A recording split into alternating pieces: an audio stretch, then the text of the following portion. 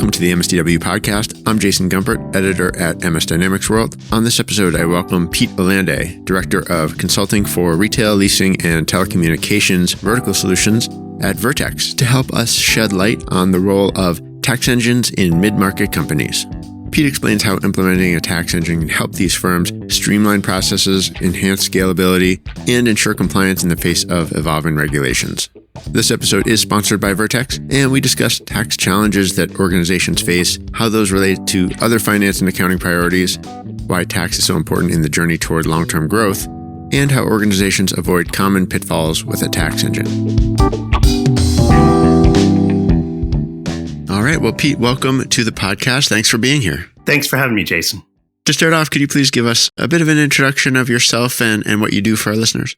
Sure. My name is Pete Olanday with Vertex. I'm the Director of Consulting for what we call Vertical Solutions, which are implementations in industry-specific projects such as retail, leasing, telecommunications, and hospitality. I've been with Vertex for going on 13 years now, all of it within the consulting capacity, and I have 10 years of experience in the retail space prior. Well, to start us off, can you just tell us a little more about what a tax engine is and how it interfaces with an ERP solution? A tax engine is essentially a calculator where you're inputting data elements such as the product that you're selling, the price, the date, and the locations, meaning the ship from and the ship to. And then the tax engine essentially calculates the tax and then responds with a tax amount per line item. So it can include other variables and other data points such as discounts, such as buy one, get one free, or a percentage off, or a dollar amount off, as well as customer exemption information. All of that data input is incorporated in the tax calculation. All right, excellent. Well, what are some of the biggest challenges that mid-market businesses are facing when it comes to tax? So what we've seen with working with a lot of our mid-market customers, that mid-market in that space are typically running a lean staff, meaning you don't have these huge tax departments or resources dedicated, a lot of resources dedicated to tax compliance. So keeping up to date with all the new tax laws and all the rate changes that can happen almost on a daily basis across all of the jurisdictions where you sell can be very challenging. In addition to limited resources, you also have an increasingly varied product assortment. And we saw that sort of coming out of the pandemic as retailers try to diversify. You have more products. You also have more channels, right? In addition to your traditional brick and mortar, you're also selling online, and maybe you're on social, or maybe you're in a marketplace. So you have the perfect storm of all of these challenges and all these friction points, really putting stress on a very limited tax department.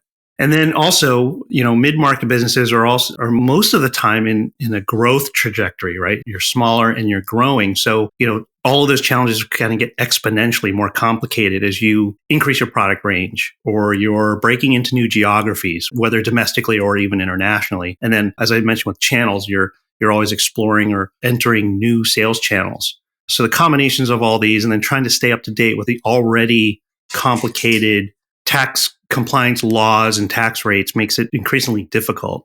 Yeah, it's almost like the complexity is multiplying as you execute your strategy. Can you put some of those challenges into the context of some of the other accounting or financial management changes that are a result of this kind of growth and expansion that companies are pursuing?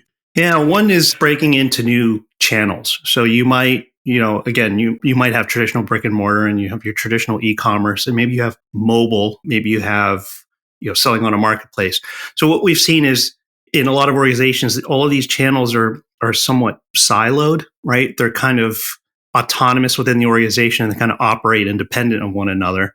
So within the organization, they're separate entities. They might have their own separate P&L and they kind of have their own independent operations, but externally to the consumer, it has to appear to be a seamless brand. It has to be seamless to the customer. And things like tax calculation have to be consistent. So whether I'm buying online or in your brick and mortar or on a marketplace, buying that same product has to be the same tax result. I expect the sales tax to be consistent no matter how I'm interfacing or interacting with you as the retailer. It especially becomes more challenging when you traverse multiple channels within the same transaction. So you think of buy online, pick up in store, or buy online, return in store. And, we saw that sort of the trend of curbside pickup and that sort of thing during the pandemic is that customers expect that seamlessness, even though internally it's very siloed. So, those are the types of challenges we see when you grow and expand, is that you almost have sub-organizations within, and the tax has to kind of traverse or kind of underlie all of those. All right. Well, building on what you were just talking about, Tax Engine automates some tax-related processes. Can you explain more about its impact on operations overall? Yeah, the big one is, automation in terms of replacing a manual process. So in smaller, maybe micro market, and even some mid-market retailers, a lot of that is still manually driven.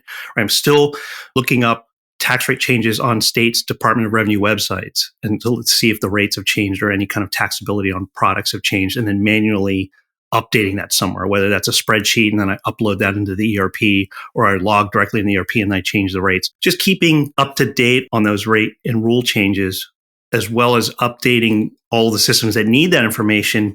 It's not practical anymore as you grow, right? The complexity of the laws and the complexity of your own organization just prohibit you from being able to scale that way. So when we look at automated tax solutions, scalability is sort of top of mind. As you enter new geographies, enter new channels, it's just you just plug it into the tax engine, so to speak. Plug in a new system into the tax engine and it's going to calculate tax just like it always does. And then I also talk about consistency across the channels, and using an automated tax solution that can connect to various systems provides you that consistency, right? It's the same engine running all sales tax calculations, no matter if it's brick and mortar or e-commerce or mobile app or whatever other channel you might have.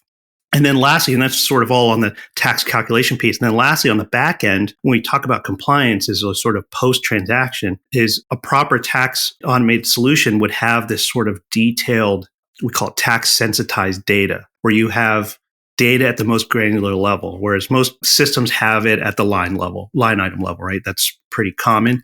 But when we talk about tax, it has to go even a level deeper than that. It has to, at this line item, I need to know not only the total sales tax from that line item, but like broken out by jurisdiction, right? How much of that tax represents the state tax, the county tax, the city tax, any local districts, any other sort of environmental fees, and anything else that was used to calculate that total tax. So with a tax solution, you get that sort of that tax sensitization of being able to see that data at the most granular level for both filing your monthly tax returns, but also for audit defense. I can see at the most granular level where all that money came from.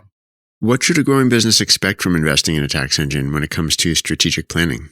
The automated tax solution you choose should include all of the rates and rules globally, right, to scale for possible international expansion, again, even domestic expansion, for all the types and products and services across industries that you would be selling, right? And then this ensures they can support new requirements as the organization grows, but it also would support new tax laws, right? We see sort of an acceleration of things like a different tax rate for digitally delivered goods, or an environmental fee for things that are delivered, or disposable bag fees. You name it. Some jurisdiction might you're going to come up with some way to capture revenue from that transaction. And then in regards to strategic planning, it removes tax as a hindrance to expansion and growth. Well, we can't go into that jurisdiction because the tax is too complicated. So it almost enables that expansion because it can scale. Yeah, I want to go back to a point we touched on earlier that mid-market businesses may not have extensive IT resources. How user-friendly are tax engines for implementation for these kinds of organizations? What kind of support is typically provided to ensure smooth onboarding? Yeah, I hate to use the word plug and play, but the ideal tax solution is something that is very API driven. It's very simple, quote unquote, to implement and integrate other systems to, right? It has standard API calls that you can just call into the engine, and then a response comes back in a standard format. And then it also has to be simple to upkeep. So once you go live, it also has to be maintainable and using as much standard technology as possible, as well as the ability to constantly update the content within the solution, right? So you've implemented the solution, but tax rates and rules they're going to change, like I said, almost on a daily basis.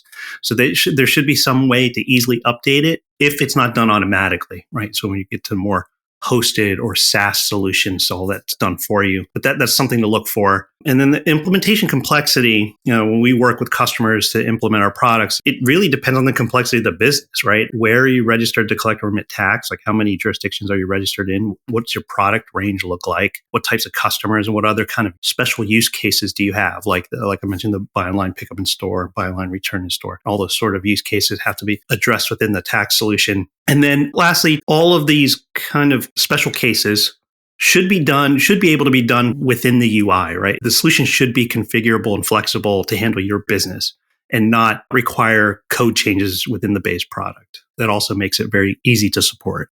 All right. Well, let's talk a little bit about security on sort of a related note. Businesses, mid-market companies especially, are scaling. Security is crucial. How does a tax engine address security concerns? How does it ensure compliance with data protection regulations, maybe any others?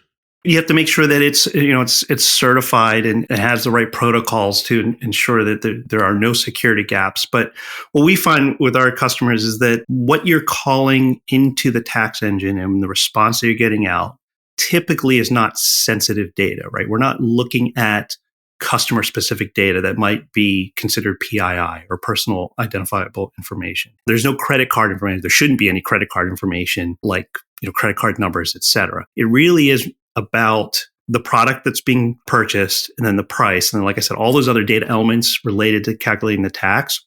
And then the closest thing to sensitive information might be the type of customer, right? So it's not necessarily saying that it's Pete Olanday and here's his social security number and et cetera, et cetera. It's I might be a foreign diplomat or a nonprofit charity or some type of exempt customer. And that's pretty much the only customer information that the tax engine would need to properly calculate tax. But other than that, it is really more product and price and location driven than anything sensitive like PII or a credit card. And then obviously, there's definitely a trend towards cloud and SaaS, but that we do have on-premise solutions, and you just make sure if you implement or install the tax solution within your own data center, that's behind the firewall. When it comes to cost, what factors should mid-market businesses be considering when they're evaluating ROI of a tax engine?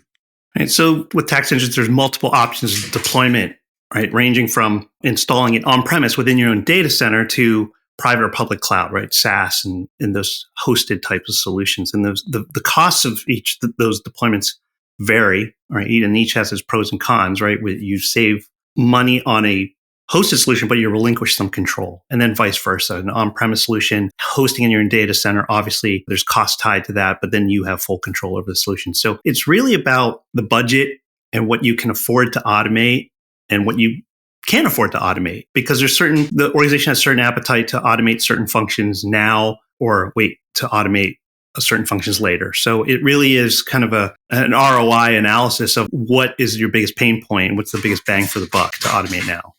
Are there any other common pitfalls that you've seen mid-market businesses fall into when it comes to scaling with a tax engine? Are there best practices to mitigate pitfalls? We've seen some projects where some of our retail customers sort of over-customize the solution, which is a huge pitfall because you're buying a solution, right, for what should be best practices baked into the product, right? Workflow and sort of the standard rates and rules for a certain type of product in a certain jurisdiction. And we see customers saying, you know what, I want to sort of override that and I want to dictate the tax rate. It makes it a little more difficult to support, right? Because you've got a lot of custom content, custom logic built in, but it also kind of defeats the purpose of an automated tax solution. You know what I mean? You're buying a calculator, but you don't trust what the calculator is telling you. So you're saying, I'm just going to answer the question myself. So, it's a question of scalability. You over customize something, and as it evolves, as new versions come out, it makes it more difficult to upgrade. So I would say that's one of the major pitfalls that we see working with our customers. All right, excellent. Certainly one I can understand. Well, how can listeners get more information about Vertex's solutions for mid-market businesses? Yeah, I would start with our website, vertexinc.com. If you want more information, you can also use that to reach out to someone who will be able to answer, direct you to the person who's going to be able to answer your questions. We have integrations with leading ERP platforms such as Microsoft Business Central, as well as others. All right. Well, Pete, thank you so much for being here today. Really great to meet you and hear your views on tax automation. Thank you. This has been another episode of the MSDW podcast. My thanks once again to Pete Olanday for joining me. And this message from Vertex: remember that optimizing your tax strategy isn't merely about compliance, it's also about fostering long-term business growth. You can learn more from Vertex at vertexinc.com. That's vertexinc.com. And that's it for this episode. If you want to get in touch with me, you can leave me an email, jason@msdynamicsworld.com. For all of our updates, please do follow us on social media. Until next time, this is MS Dynamics World, signing off.